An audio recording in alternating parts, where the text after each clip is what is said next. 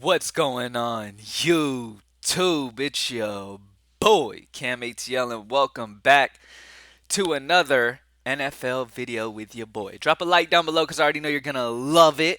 Subscribe to the channel if you haven't already. Comment anything down in the comment section and enter your name into the $50 giveaway I do every single week on this channel. Speaking of that, we have a winner from last week's giveaway. Appreciate everybody who commented. Appreciate everybody who liked. Shout out to everybody because last week was fantastic. The last couple weeks have been huge weeks, like literally back-to-back weeks where we had takedown opportunities that if one little thing happened, we could have got to the very top of contest. Back-to-back weeks. I'm not sure if throughout my entire DFS career if I've had 2 weeks that good back-to-back. Like I've had consistent cashing weeks, but not like where they're at the top both times, back to back to back. So we've been completely locked in for NFL. It has been fantastic. Super excited to keep this going, and I am in love with this slate. This slate is a beautiful one, and this first look lineup is really hitting me as like sexiness right now. So I'm really excited for this slate. It's going to be a really, really good one. So, anyways, back to it. The giveaway winner of the $50 from last week is going to be Shea Couture.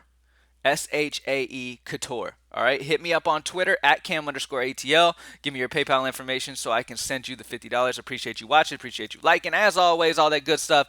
Make sure y'all comment anything to enter your name into next week's. And let's get straight into this, man. Like I said, I'm feeling really good about this first look lineup. I'm feeling really good about this week once again. Can we make it 3 weeks in a row? Except this time, finally get to first. All right, we've been at the top of contests 2 weeks straight. Finally, we need to get to first. Like week 6, if we wouldn't have had injury, we would have been at the top. Last week, just a little bit of change would have got to the top. Both of them were just amazing lineups, almost perfection. So excited to see if we can finally get here on this week. All right, so let's do it, baby. Let's get straight into this high five. So starting off first and foremost, I got a game that I'm targeting, y'all. And I'm excited for it because it is in a dome. He might not be home, but it is in a dome. Geno Smith is the quarterback that I'm rolling with early on. Here's the thing. He's only 5'8", and he's got tremendous weapons in his offense, so he gives you good pairing ability. On top of that, I think this game stays close. I think it's highest scoring. When it comes to Vegas, this is the game where they're expecting to score the highest, but the spread stay the closest, which is always very interesting because you've got games like the Bills, you've got, those type of games where the team's expected to blow their opposition out, right? And now if the game stays close, a Josh Allen's going to be fantastic because here's the thing.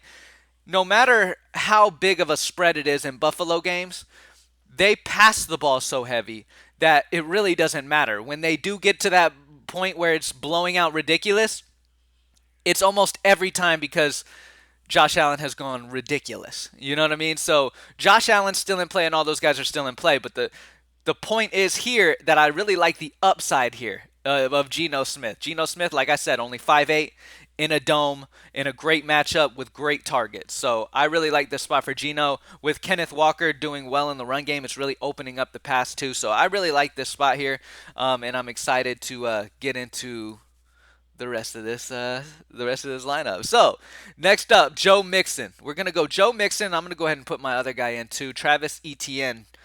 So Joe Mixon and Travis Etienne. Both of these guys have something in common. They're damn near getting every offensive snap when it comes to their running back duties. They are getting heavy running back snaps. They're pretty much the only running backs on their teams, and they're getting full workload workhorse backs.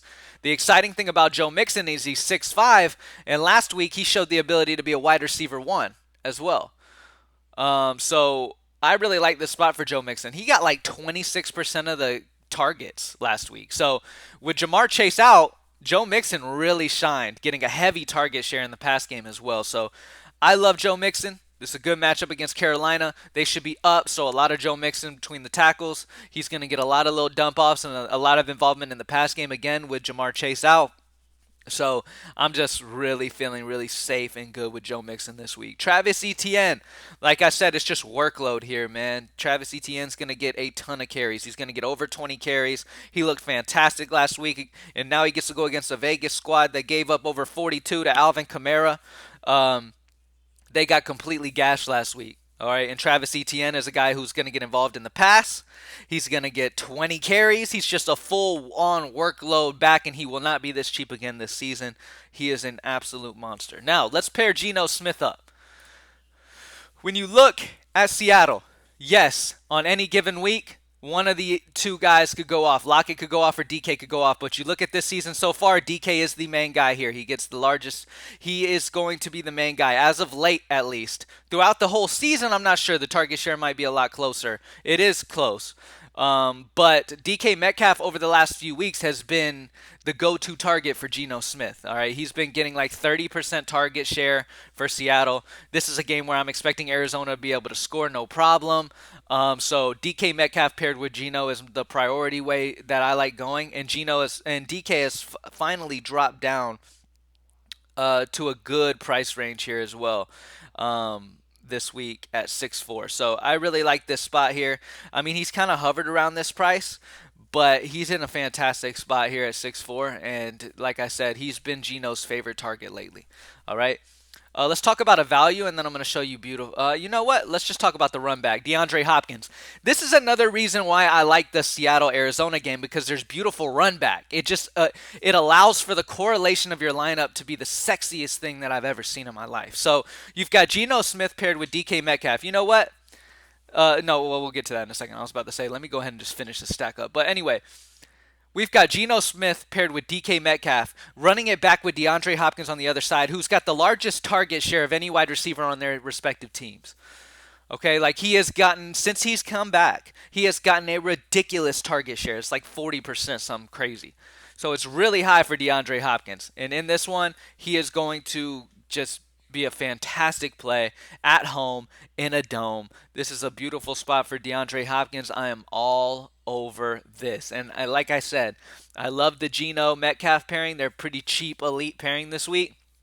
And then I love having a guy that's such an obvious, amazing run back on the other side as well to really correlate things. You know, sometimes you'll really like one team, but then struggle to know who to run it back with on the other side because maybe you just don't have a clear outlook on the other side. There is a clear outlook on this game. So I really love that pairing going on here. Now, there's a value because we're going to have a value because as you can see, 6K, 7K, we're going to have a value guy, right?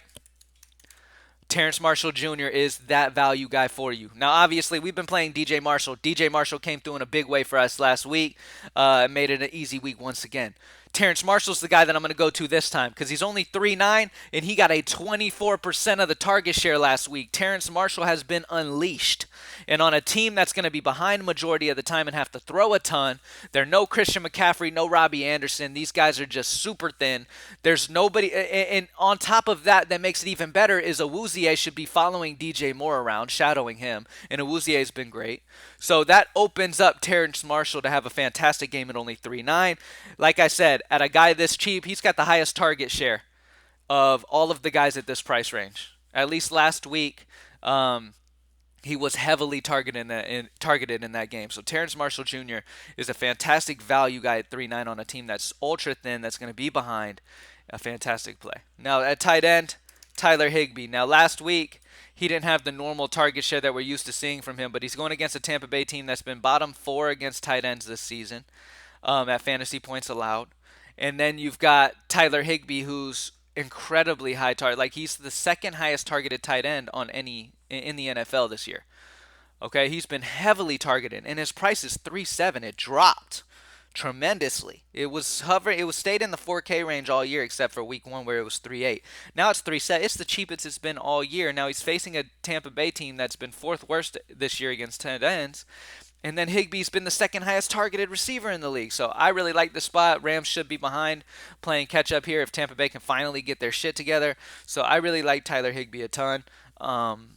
So yeah. All right, at flex, check this out. We're full on getting it, ladies and gentlemen. Geno Smith paired with Metcalf and Lockett running back with DeAndre Hopkins. Now, if you guys remember, If you look back to that $70,000 takedown week we had with Greenlight DFS, and customers were just smack. There's customers who won over 100K. I just won 70. You know what I mean? But it is what it is. Anyway, we absolutely dominated. We had a specific roster construction that we did that week that really shined. And this week, if you notice, you'll notice a similarity. We've got our quarterback paired with both of his receivers. All right, in that we had Deshaun Watson paired with Will Fuller and the cheap value receiver. I can't remember his name right now, but we had two receivers paired with whatever his name is. I'm blanking on it now, but you get it. The Houston quarterback back at Watson. And then we ran it back on the other side with a receiver on the other end, and it ended up being a high-scoring game. I'm thinking the same exact outcome is going to happen here. I think this might be one of the more highest-scoring games of the slate. So Geno Smith paired with DK Metcalf and Tyler Lockett is a fantastic option. Both Metcalf and Lockett get easily over 25% of target share. Like, both of these guys are highly targeted. Like, they're the only targets that this guy throws to for Seattle. So with both of those guys being heavily targeted and then running it back with DeAndre on the other side to keep the game competitive, this is a fantastic stack this week. All right. As you can see, I'm very excited about this. I think there's huge upside this week. At 3-4, I really, really like. I'm landing on the Bucks defense. As always, you can't lock them in. We're still working on that, y'all. By the way, only on the lineup builder. At Greenlight DFS, when you got the lineup builder and you're just playing with projections, making a lineup, only on the lineup builder you can't lock in defense. We're still working on that. Our developer is in another country, so at least for the optimizer. For the tools, my guy is on it, but the optimizer developer, it's a little harder communication-wise with him being in another country right now. So, but we're working on it. But anyways, on the lineup builder, you can't lock in your defense. But that's the Buccaneers defense for me in at least 400. So you have $400 to kind of play with things. As the week goes on, things are going to come out. I mean, there was a lot of trades that went down and stuff like that. So it's going to be interesting. So we're going to swing back on Friday and do a full slate breakdown position by position and kind of talk about what we like this week. But so far, early on look, as always, y'all, this is an early on look, okay? So, make sure you pay attention throughout the week. But for now, the information that we have available to us, I really, really like what we got right here. We've got Geno Smith paired with DK Metcalf and Tyler Lockett in what I'm expecting to be the highest total and the closest spread. Run back on the other end with DeAndre Hopkins. And then we've got Joe Mixon and Travis Etienne, just absolute workhorses on their teams. Terrence Marshall Jr. has a value at 3.9 with Carolina incredibly thin and throwing the ball heavily every game because they're down big most games. Tyler Higbee, second highest targeted tight end in the entire league, now facing the fourth worst defense against tight ends. And then at the defense, the Buccaneers defense against the Rams, who have given up the most points to defenses throughout the entire season. So this feels like a solid look build, honestly. Like, I'm really, really excited about this one. So I'm excited about this week in general because if we're this confident early on, come Sunday, we're going to be ultra confident by the optimal that we put out. So, greenlightdfs.com.